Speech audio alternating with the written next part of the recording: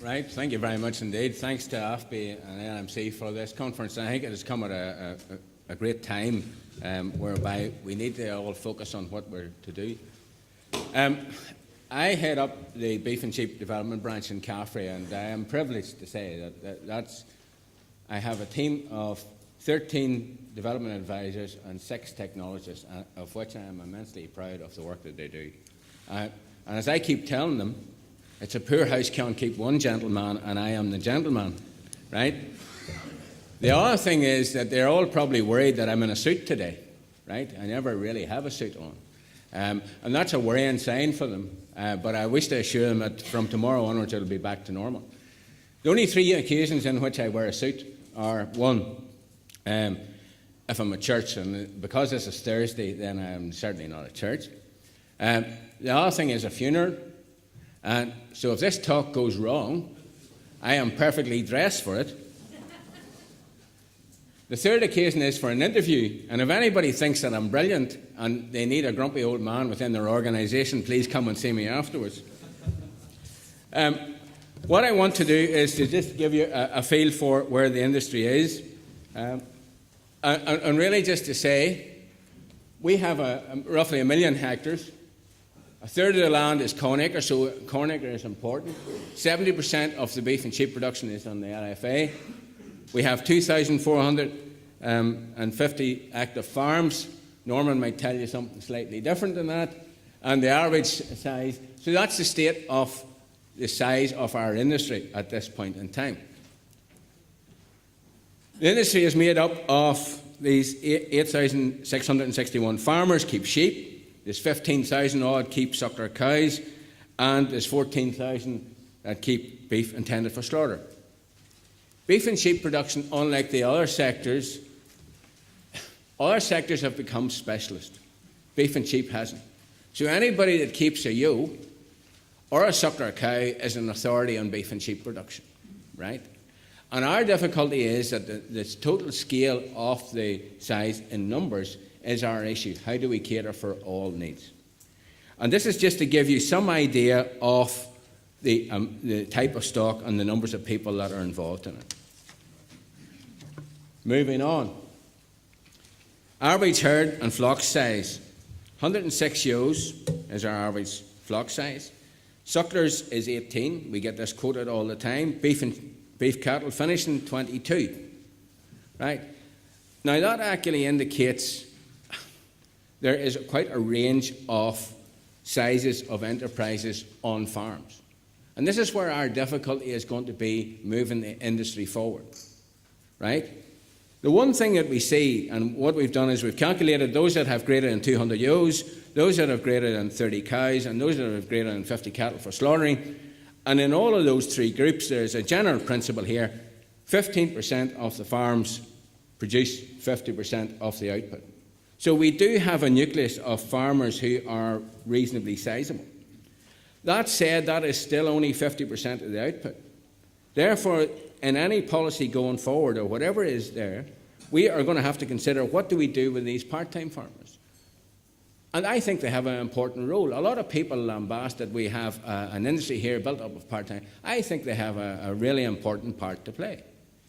Whenever times get tough, the guy that is a part-time farmer isn't totally dependent on the income coming from farming, so therefore he is more likely to survive.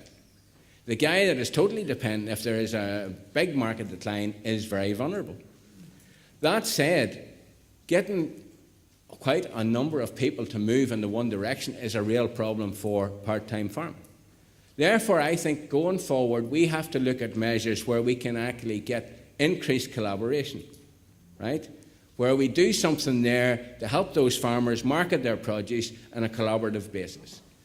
And also to encourage them to better themselves.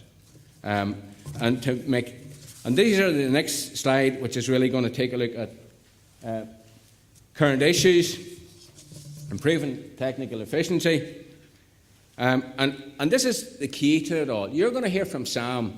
He's going to follow me, right? And here is a man that somewhere along the road, he had a Damascus moment, right?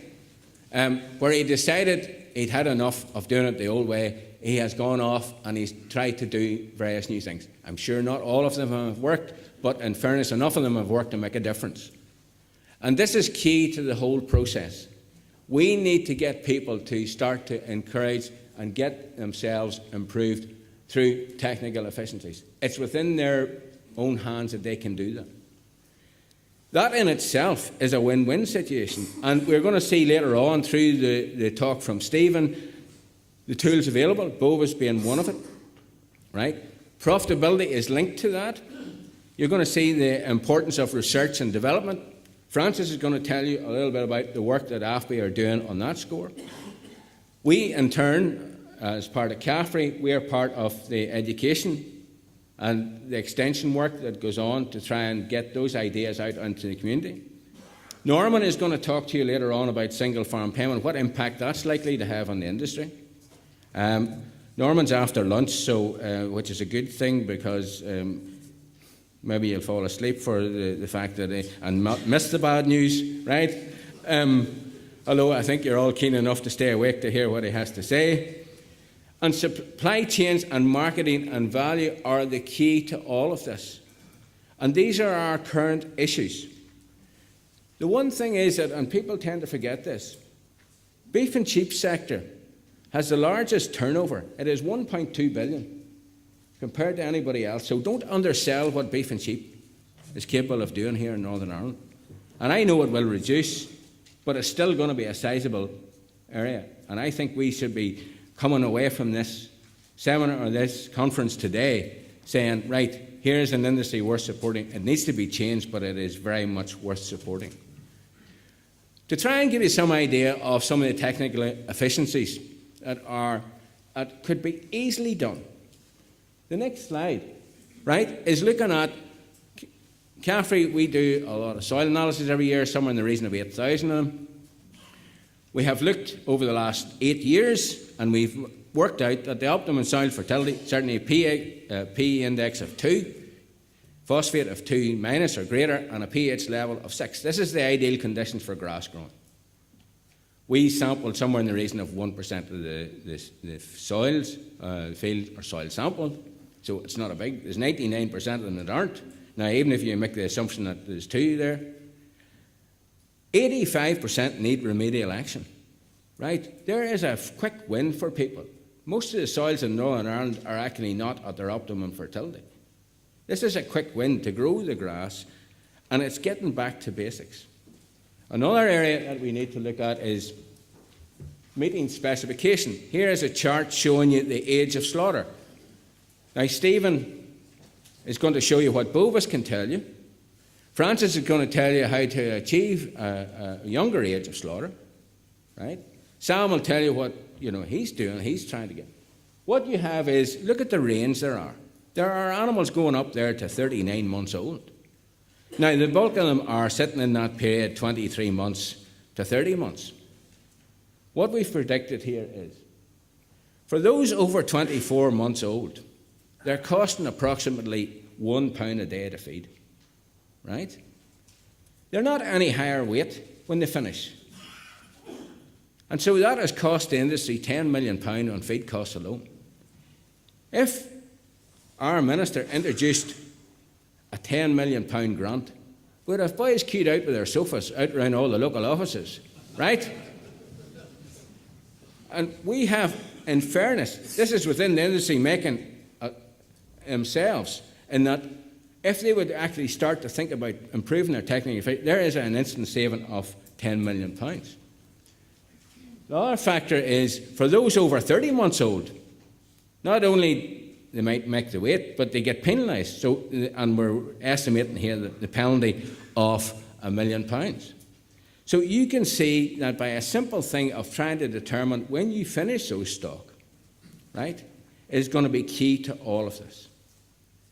Those are two just examples just to give you a feel. We also are very much responsible for our benchmarking results. Give you a time to adjust to that. The dotted line is really the output on the farms. You have the red is the overhead costs, and the blue is the variable costs. And you see we've Top 25%, the average, the bottom.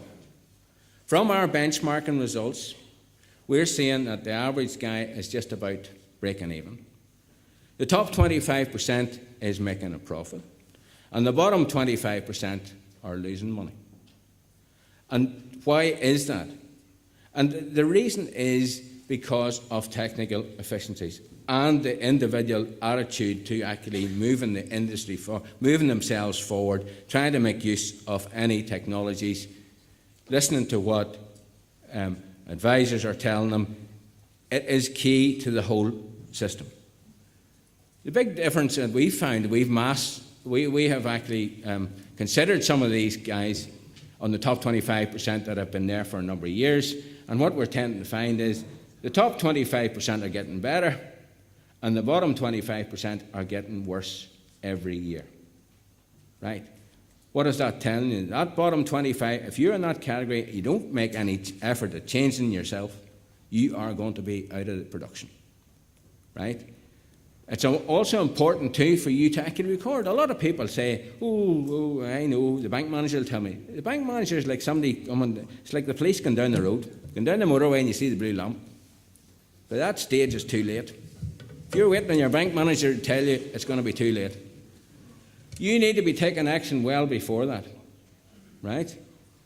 And that's why benchmarking, and we promote benchmarking, and it is something that Carefree offers, and it's through Rural Development Programme money that we have these data collectors, and I would urge everybody to support that.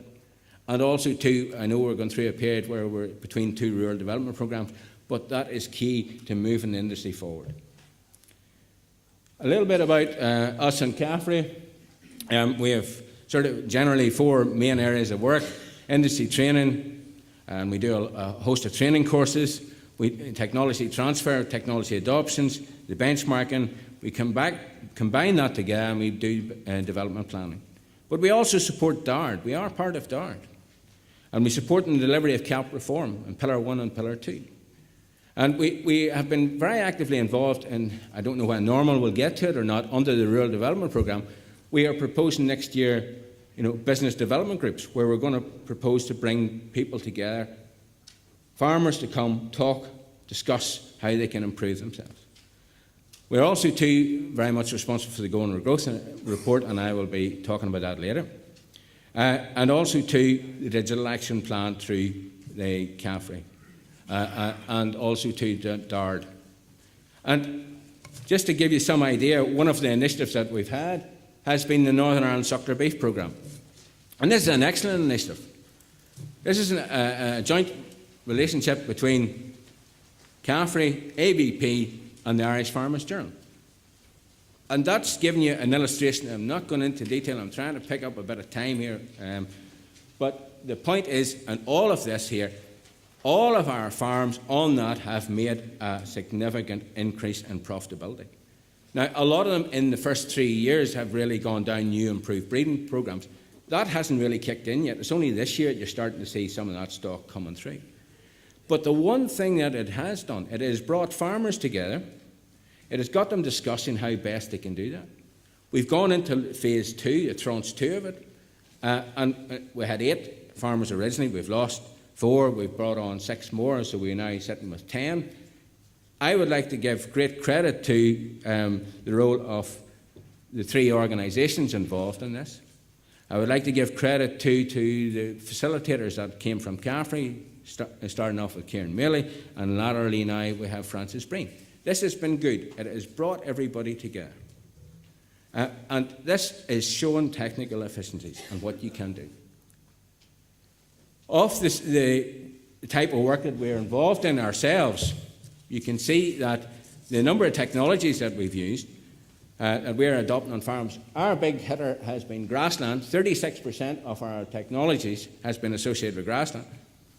15 of cow fertility, but linked to that is heifer replacements at 8.7, so somewhere in the region of 24%, all to do with breeding.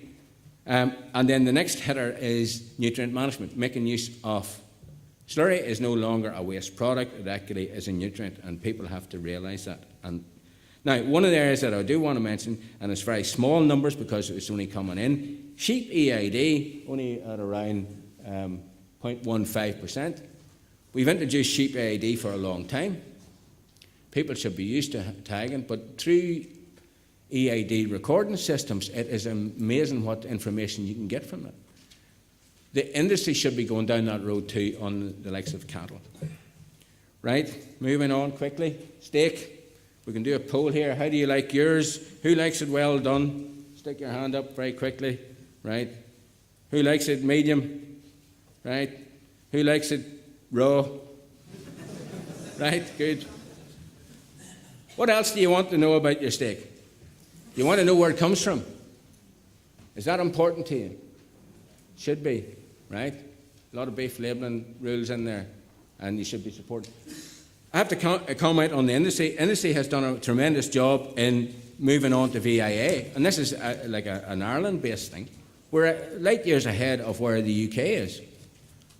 That is very important, right? Because I see from the Meat Market magazine, they're starting, the UK is starting waking up to say, oh, we should be introducing VIA. We've stolen the march on them. Let's continue stealing the march. Now, the one thing that I want to know is that machine is capable of doing much more than telling you what grade it is. It can tell you the meat yield or an estimated meat yield. Why don't we start looking at a payment system that says about meat yield? And this is actually applying stuff into doing research work to say how good a predictor is this machine. And we go down a whole way, sick and tired of boys trying to produce calves that are going to get a U grading, and you bust every cow in the country trying to get our calves, right? Because they've chosen these bulls that are one of the ones that are a better confirmation. Why don't we go to something that actually is seen to be producing high levels of meat yield? Next big issue we have is cap reform, area-based payments. Norman's going to talk to that. Going for growth is key. Business improvement schemes. And the Minister announced this morning certainly that £250 million funding for the likes of that. And profitability. Just on the cap reform, Norman's going to talk to you. What we've done in CAFRE, we have set up a calculator. And this is, you key in your entitlements and the value of them, and then it tells you, in this case here, that was the number, that's what you expect to get this year in euros. And as the subsequent years go on, in 2015 you see there's going to be a reduction, and by 2019 it's down to nearly £18,000. Right, farmers should be going home, because you all know the figures.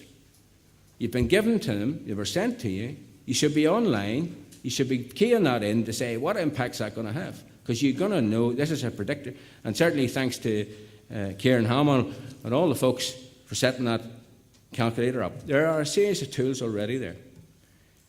The next big issue, and Norman's going to talk more about what the impacts of that's likely to be. Norman's going to talk a little bit more about going for growth. Going for growth, this is an excellent initiative, right? And yes, it's talked about as a sort of wish list. It is great. I was privileged to be part of the red meat subgroup, and it was chaired by Trevor Lockhart, and the creator, I'm sure he's on tablets after it, right? We had a great difficulty in that here was the first time that we had all these players from around the industry getting together, and we didn't necessarily agree well. But I have to tell you, in the words of Mahatma Gandhi, honest disagreement is often a good sign of progress. And that's where we have moved, and we've got some degree of appreciation. There are the technical efficiency we want to do is, and you're going to hear this from certainly Professor Plasto, the genetics, economies of scale you're going to get, and it's in the recommendations, 18, business model, land improvement, recommendation 70, it's all in the going for growth. Monitoring, benchmarking, Bovis, it's recommendation 76 and 69. What I want you to go home is, you should go home and actually look at the document, because it is a very worthwhile document. That's going for growth within the industry. Going for growth, certainly within government, we're looking at couple support, did not happen, but we have an Agri-Food fund. There's cap reform, there's business improvement schemes, that 250 million, thankfully that has gone. Capital funding land improvement scheme, it is on its way. You also, to animal health strategy, we have a BVD eradication programme. It is, at this point, a voluntary scheme. That's an industry initiative. We applaud the industry for doing it, and we're working our way to making it a compulsory scheme. Through the education, CAFRE has a lot to play. Recommendations 33, 34, 36. There is a lot going on, and advice and guidance needs to be properly funded. And recommendation 47. There are a host of recommendations. Now, one of the things that I have to say is all of this has to bring the industry together. And the beauty of that is, and I have to say, there's an organisation in this room where you have farmers coming together that are working with a processor that in turn are working with a retailer. And that's what that going for growth is saying. That's what they want. And the model is Aberdeen Angus Quality Beef Limited, producer-run organisation, not for profit, have quietly gone from 5 animals a week to 200 animals a week, right? They're seen as a separate identity. They are linked to the Foyle Meats Group. I have to give credit to them. And Foyle Meats, in turn, are linked to Tesco. And it's part of the Tesco Finest range. And I have to give credit. It's not often people get up, and you're going to have Tom coming on later on. And in these days, poor Tom must have a difficult time because people don't have many things to say about Tesco, right? However, it is great. This is an industry way of moving forward. I think it's a great model. And I think credit to all organisations where they're sharing this information. And I think that is important. This is good. The future that we have is really, we did this because we did a project with AFBI, and we called it FFA, Farmers for Action, but we've got an awful lot of Fs now. Feeding, fertility, finance, and then we've got picked up a few As, which is animal health and welfare and alternatives. That said, this is the way we have to move our industry forward. This is where our future is, that we then have to get this cooperation in there between all the organisations. And really, I'm down on to my last slide. I did try to make up a bit of time, but I'm not sure how successful it was. You imagine you're building a house. You have to have a plan, right? We have a plan. We have going for growth. You need to have tools to do the job. You have tools. You've got BOVAs, you've got AFBIs. You've got all the calculators there, right? You need skilled workforce, and that's where we're involved in CAFRE. And that is key. Skilled workforce, I'm currently involved in heading up the delivery of this level 2. I have to say this is a brilliant scheme. We are coming upon young people who are enthusiastic, who want to learn, and I think this is key to how we move this industry forward. You also need new technologies when you're building a house, so you need to look at that, and that's where research comes in. This is key. And just finally, in summary, we need all the tools available effectively. We need the simple to the very complex, from a ton of lime to sequencing the genome, looking at all the efficient use of resources, and produce food for a known market. And finally, I just want to say, I have 2 girls that have gone off to university, and I had to give them, the father talk, which was stay away from strange men and strong drink, right? Or was it strong men and strange drink, right? Not 100% sure. But the one thing I told them to do at least one act of kindness every day, right? And this is what this industry needs. Don't be self-centered. We should work together to do one act of kindness every day to move it forward. We have a lot of the tools there. We just need the initiatives to bring us together to help promote that. Here endeth the lesson. Thank you.